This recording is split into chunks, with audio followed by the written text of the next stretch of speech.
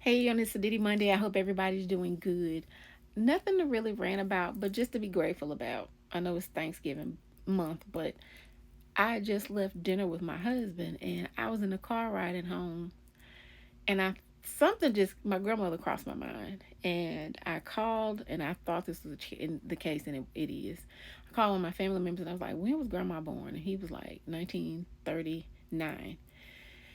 And it's just something that came to me on the way in the car on my way home. And it was like, I ate dinner. Me and my husband ate dinner, and then we brought dinner home for our kids. And because I was not gonna cook, but I was thinking, I'm just so grateful to have food and have an abundance of life and things, and just despite life happening, I'm still okay. I thought about my grandmother's stories when she used to tell me about when she was a kid. She literally remembers growing up during the Great Depression. She's probably coming on the downside of the residual effects of the Great Depression.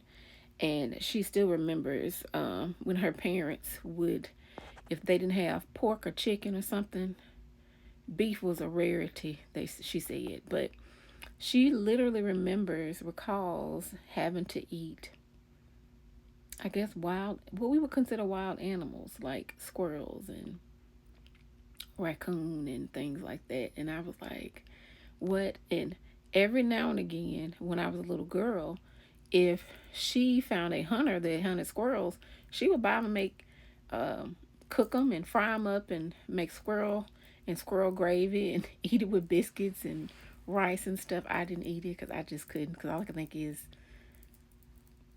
like cartoon squirrels. But anyway, I'm so grateful about it. But just to have things in abundance, and I just reminisced on how probably hard it was for them to live and survive. Her mother, my grandmother's parents, and even my mother, grew up sharecropping here in Mississippi.